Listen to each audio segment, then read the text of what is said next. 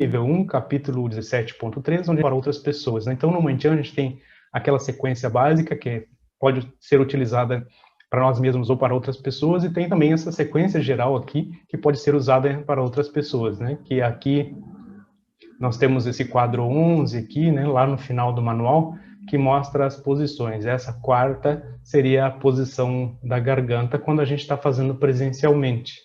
E ela fala que ela quando chegou ou enquanto estava aplicando, sentia aquela sensação na garganta. Então, a gente vai analisar nesse capítulo 17.3, a gente vai analisar aqui algumas sensações e o que isso significa, né? Aqui a gente vai andando aqui e a gente tem algumas descrições, né? Então, aqui, por exemplo, a posição da garganta. Isso aqui serve tanto para quem está no nível 1, quem está no nível 2, 3, 4, tanto faz, tá? Isso aqui serve para todos. E essa descrição da posição 4, né, que é essa que aparece aqui, né, quando a gente está aplicando ali, isso aqui é muito interessante da gente analisar. Então, aqui diz assim, ó, tem o jeito de aplicar, né, como que faz para quem está aplicando presencialmente, e diz aqui uma pequena explicaçãozinha sobre a que se refere quando a gente está aplicando na garganta de uma outra pessoa. Claro que isso aqui, a primeira coisa que a gente tem que entender, assim, vou até parar aqui para falar aqui direto assim, a gente não está falando de sintomas, tá? Não é sintomas, tá? Não é sintomas, a gente está falando de sensações. Sensações é uma coisa, sintoma é outra. Ela teve uma sensação de uma pressão. As pessoas, a maioria do pessoal, quando reclamou ali, eu também sinto uma coisa ali na minha garganta quando eu estou fazendo a aplicação. E isso é muito importante porque a gente vai primeiro ler ali, e aí a gente vai voltar aqui a comentar, e vocês mesmos vão chegar às conclusões óbvias sobre isso. Então, primeiro, a gente não precisa se assustar, né? Em primeiro lugar. Então, vamos ver aqui. Aqui diz assim, que essa posição da garganta, né, ou as sensações da garganta, reflete a expressão, o modo de ser do mundo, no mundo. Tem relação com o sacro básico, né? Quando a gente fala lá do sacro básico, né, denotando a espiritualidade alcançada. Tá.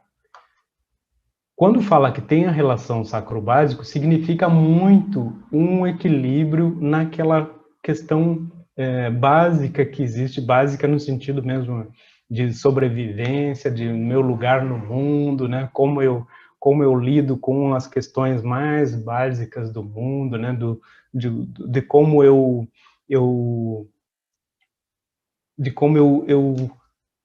me alinho com essas questões de sobrevivência, de estar no mundo, de como eu lido com as questões mesmo de dinheiro, de estar no mundo, né? Quais são as minhas preocupações em relação a isso, né? Então, quando a gente fala na questão lá, sacro básico, que tem essa relação, a gente também está falando que existe uma similaridade entre esses dois pontos. No entanto, a parte da garganta está num nível bem acima disso e reflete, né? Alguém disse lá também assim naquele grupo que existiam algumas memórias ali, sim, né? Porque na garganta também tem isso aqui, ó, reflete conflitos internos sobre os prazeres da matéria e o espírito, né? Conflitos internos sobre os prazeres internos, sobre os prazeres da matéria e do espírito, ou seja, fica em conflito entre esses dois lados, né?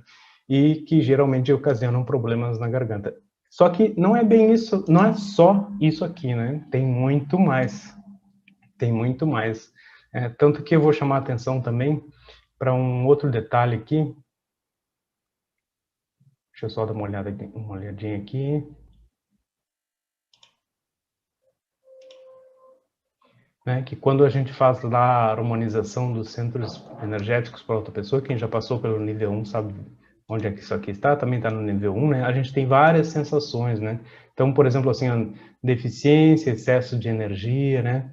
Quando é vento, sopro, frio, sensação de que é uma cavidade, é deficiência de energia. E ao contrário, quando é calor, agulhadas com cavidade, pressão, Sensação de repulsão significa excesso de energia, tá? Isso aqui é algo que a gente tem também um pequeno treinamento enquanto está realizando os procedimentos, enquanto está realizando as aplicações, seja para nós ou em outra pessoa. Bem, voltando aqui, então vamos conversar um pouquinho sobre essas sensações aí que a gente estava falando. Então, na garganta também, além disso, né, tem muito, né, do óbvio aquele, né, do engolir sapo, né? Quando a gente fala sempre assim, engoliu sapo, né? Então aí tem aquelas questões ali de um profundo emocional guardado, né? Os conflitos de alguma maneira ficam ali sem poder ser expressados, né? Sem poder colocar para fora. Então é óbvio que todos nós temos algumas coisas que em muitas situações a gente não pode expressar, né?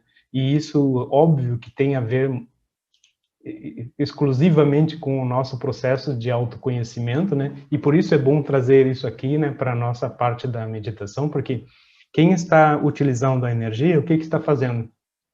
Está acelerando aquilo que eu falo sempre quando as pessoas entram na questão da prática da meditação, né?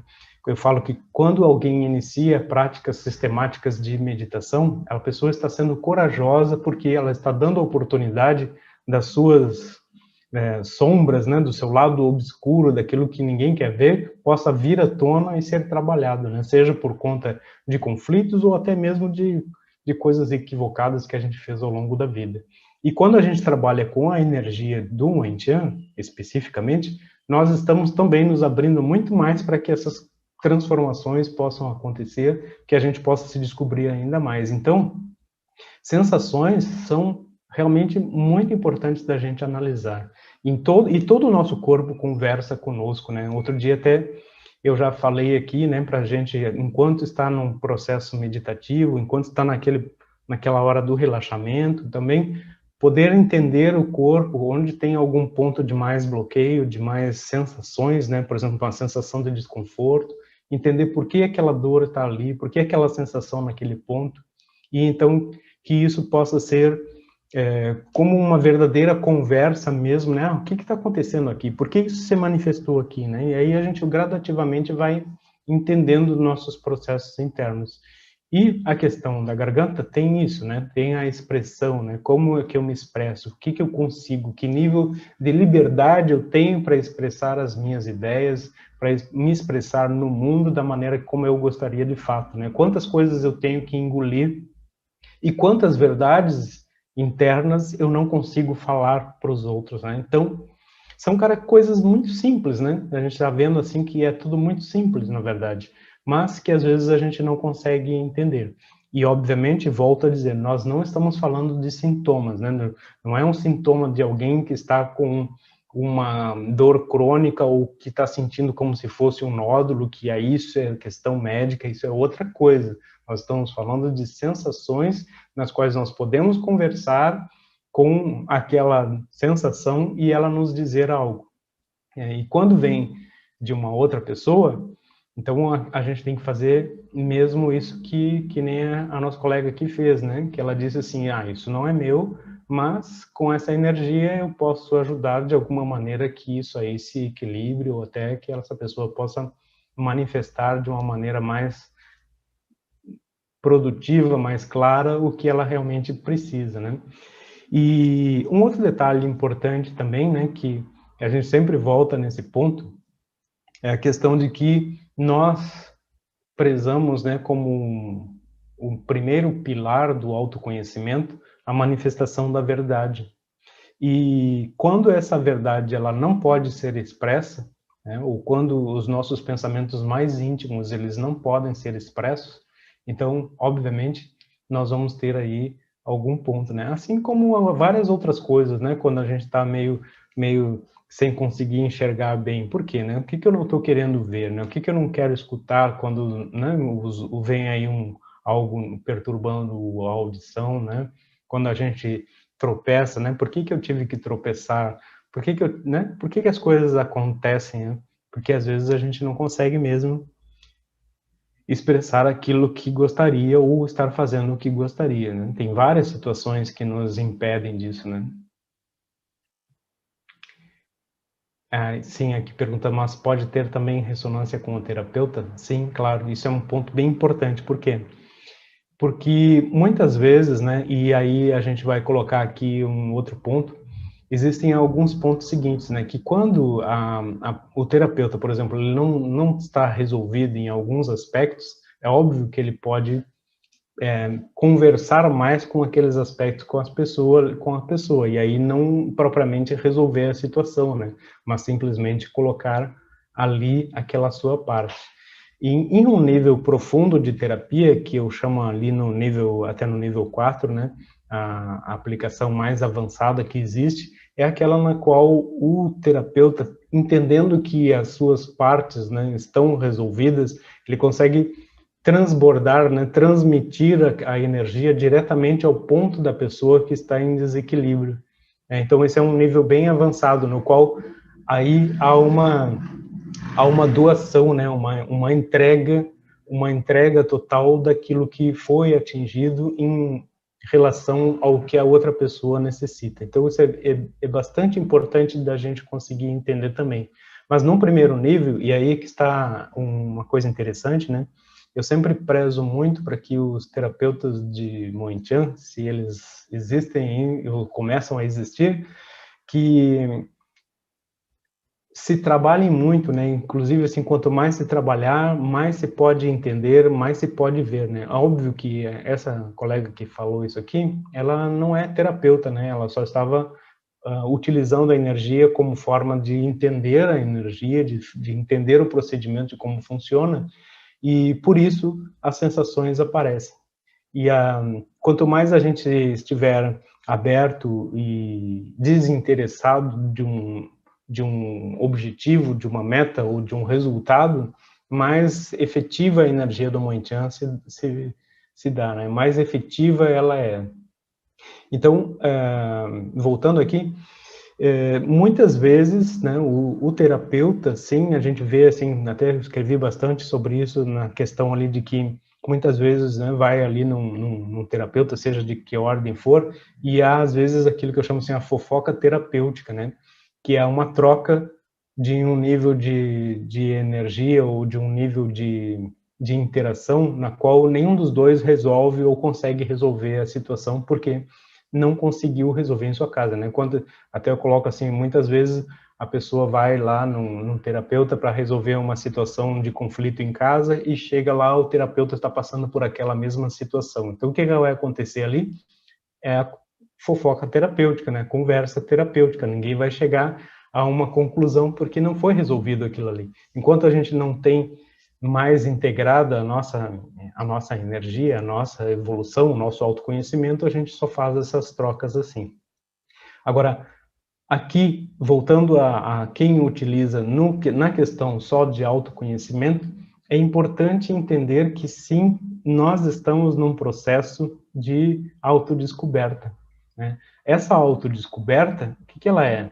Ela é a gente entendendo esses pontos, a gente ir entendendo essas sensações, né? Por isso que ali quando eu mostrei para vocês ali o capítulo 17.3 ali, que tem aquelas relações, né? Aquilo ali é importante para a gente ver que pontos a gente vai atingindo quando a gente aplica em determinada parte do corpo. E muitas outras informações vêm, né? Vêm informações... Então, assim, é muito comum, por exemplo, né? Se alguém é terapeuta, tá aplicando na região da garganta, a pessoa também chorar, né? Chora porque por conta das emoções presas ali, né? Por conta de não ter conseguido resolver de uma maneira clara algo que precisava com uma outra pessoa, com uma situação. Então, né, óbvio que aqui eu estou resumindo bastante isso pelo nosso propósito, mas é importante a gente entender que todas as questões são importantes da gente analisar. E quando a gente está fazendo esses testes, né, assim, com a energia, especialmente quem não é terapeuta, precisa sim entender que, por mais que esteja brincando num determinado momento, assim, né, brincando com a questão de entender a energia, né, enviar a distância para entender, sempre vai acontecer uma transformação e de alguma maneira, sim, há um elo, né, especialmente se for um parente, né. Ali ela também dizia que estava fazendo por 21 dias para uma outra pessoa. 21 dias é uma responsabilidade bem grande, né? Tem um elo ali que vai acontecendo nesses 21 dias bem forte e que de alguma maneira também precisa entender que a pessoa que está fazendo isso também está utilizando muito a energia, né? Então, por mais que a gente ache que a gente pode às vezes se comprometer com algo, a gente tem que entender que na prática com o Wing-Chun, sempre que a gente está utilizando a energia para uma outra pessoa, ou enviando à distância, ou aplicando presencialmente, nós estamos também mexendo com a nossa energia, e isso é muito, muito positivo, né? Muito positivo, seja num familiar ou profissionalmente, né? É muito positivo, né?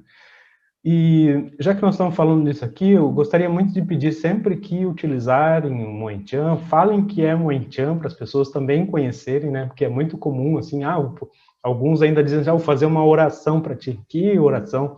É Muay Thai, por favor, digam Muay Thai, né? Para que as pessoas comecem a entender, né? A energia do Muay Thai. Não precisa explicar muito, né? E alguns que são terapeutas também digam que é Muay Thai, não que é outra coisa, né? Isso é bastante importante para nós podermos crescer aqui também. Nesse momento é importante. Então, era mais ou menos isso que eu queria falar hoje a respeito dessas sensações, né? E obviamente que eu não esgoto esse assunto, como eu não esgoto nenhum, porque casos são muito particulares, né?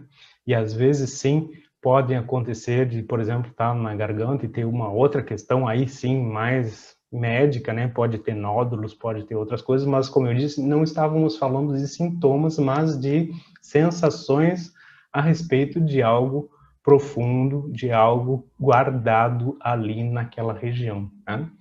Até essa mesma pessoa comenta ali que eu falo, né, que então quem aplica, né, não encostar na garganta, porque para deixar a energia fluindo de uma maneira livre para que a pessoa possa se expressar. E quando a gente faz autoaplicação, o que acontece quando a gente faz autoaplicação? A energia vai afrouxando aquelas amarras ali, né, da região que seja. Então, quando está afrouxando aquelas amarras, está afrouxando as memórias, estão vindo à tona, mesmo que nós não tenhamos consciência plena do que está sendo trabalhado, essas coisas vêm à tona e elas se manifestam, às vezes até numa irritação ou numa sensação de desconforto geral que depois vai amenizando, vai, vai encontrando a sua harmonia com o tempo, né? Com o tempo da prática. Mas por isso que sempre se diz assim, ou não deixem de fazer as aplicações, não deixem de fazer, especialmente quem está no caminho do autoconhecimento e não apenas por curiosidade, né? Por mesclar mais métodos e técnicas apenas, tá? Eu espero que gostem, porque na verdade às vezes a gente passa sem falar do principal, né, que é o Muay Thai. A gente pode falar de alguns conceitos, a gente pode falar de conceitos, a gente pode falar de espiritualidade, no entanto, nada disso importa se a gente não tiver aquilo que vale mais, né, que é a energia que vai nos trazer força, que vai nos trazer movimento, né. Conceitos, a gente pode falar um aqui, outro ali, e depois as coisas mudam também, né? Cada um fala uma coisa, né? Mas a prática é o que nos transforma de fato.